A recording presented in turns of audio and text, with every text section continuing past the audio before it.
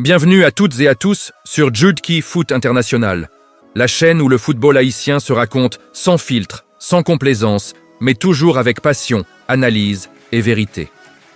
Ici, on ne se contente pas de commenter les résultats. On décrypte, on contextualise, on explique ce que les chiffres ne disent pas toujours. Aujourd'hui, on va parler d'un chiffre qui fait débat, d'un classement qui fait réfléchir, le classement FIFA du 19 janvier 2026, où Haïti occupe la 83e place mondiale. Mais attention, ce n'est pas juste une position dans un tableau, c'est une histoire, un message, un signal envoyé au football mondial. Alors la vraie question est simple, est-ce un progrès réel ou une illusion statistique? Haïti avance-t-elle vraiment ou stagne-t-elle encore? Reste bien jusqu'à la fin, parce que cette analyse va peut-être changer ta façon de voir les Grenadiers. Avant d'aller plus loin, il faut comprendre une chose essentielle. Le classement FIFA ne ment jamais totalement, mais il ne dit jamais toute la vérité. Et c'est exactement ce que nous allons démontrer aujourd'hui. Après des années de doutes, de chutes brutales, de reconstructions silencieuses et parfois même d'oubli sur la scène internationale, Haïti apparaît à nouveau sur la carte du football mondial. Le classement FIFA publié le 19 janvier 2026 qui place la sélection haïtienne à la 83e position mondiale, n'est pas un simple chiffre. Ce rang est le reflet d'un parcours complexe, d'une évolution progressive, mais aussi d'un immense potentiel encore inexploité. À travers cette analyse, nous allons décortiquer ce classement, comprendre ce qu'il signifie réellement, mesurer le chemin parcouru par les Grenadiers, identifier les limites actuelles et surtout projeter l'avenir du football haïtien à l'échelle mondiale. Il est essentiel de comprendre une chose dès le départ. Le classement FIFA n'est pas une récompense symbolique, mais un outil de mesure de performance, basé sur des résultats compétitifs, des adversaires affrontés, l'importance des matchs joués et la régularité sur plusieurs années. Être 83e mondial, ce n'est ni anodin ni insignifiant, surtout pour un pays comme Haïti, confronté à des difficultés structurelles, économiques, politiques et logistiques sans précédent. Ce classement raconte une histoire, et cette histoire mérite d'être racontée dans toute sa profondeur. Pour mesurer la portée de cette 83e place, il faut revenir en arrière. Il fut un temps où Haïti faisait partie de l'élite du football régional. Dans les années 1970, le pays avait même participé à une Coupe du Monde, en 1974. Mais depuis, les Grenadiers ont connu une longue traversée du désert. Chutes au classement, élimination précoce, instabilité institutionnelle, manque d'infrastructures, fuite des talents. Pendant longtemps, Haïti a oscillé au-delà de la 100e place mondiale, parfois même proche de la 150e. À ce moment-là, parler de compétitivité internationale relevait presque du rêve. Or, depuis environ une décennie, quelque chose a changé. Lentement, discrètement, sans tapage médiatique, Haïti a commencé à reconstruire. Non pas sur des promesses, mais sur des faits. La fédération haïtienne, malgré ses limites, a mis davantage l'accent sur la diaspora, sur le repérage de talents binationaux, sur une meilleure structuration des sélections jeunes et surtout sur une identité de jeu plus claire. Le football haïtien a cessé de survivre. Il a recommencé à penser. La 83e place mondiale en janvier 2026 est donc le résultat d'un processus. Un processus marqué par des campagnes solides en Ligue des Nations de la CONCACAF, par des matchs compétitifs face à des nations mieux classées, par une régularité relative dans les performances et par une mentalité plus affirmée. Haïti ne se contente plus de participer. Haïti résiste, Haïti se bat, Haïti impose parfois son rythme. Mais que signifie réellement être 83e mondial aujourd'hui? Dans l'absolu, cela place Haïti dans la deuxième moitié du classement mondial, mais dans le premier tiers des nations en développement footballistique. Concrètement, cela signifie qu'Haïti est désormais au-dessus de nombreuses sélections historiquement plus stables, mieux structurées ou plus médiatisées. Cela signifie aussi qu'Haïti n'est plus considéré comme une équipe faible ou facile à affronter.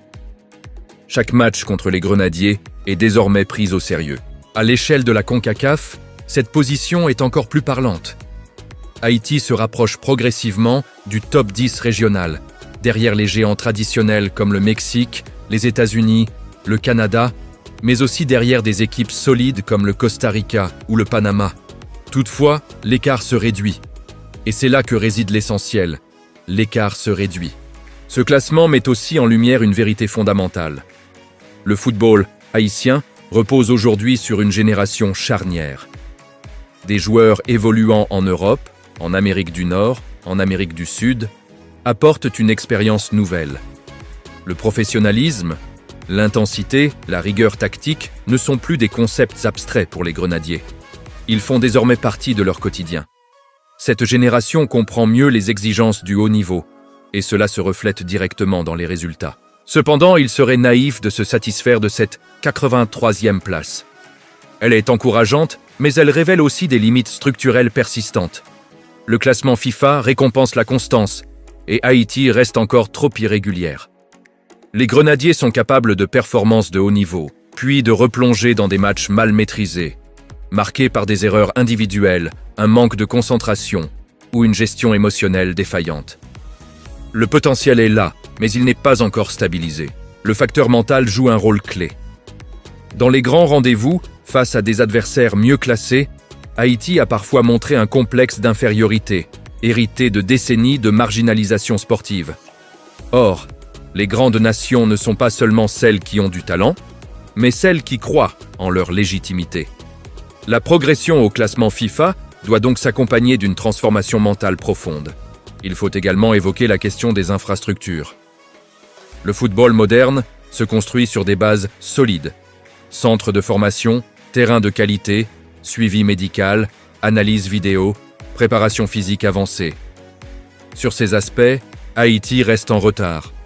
Le classement FIFA ne mesure pas ces éléments directement, mais ils influencent les performances à long terme.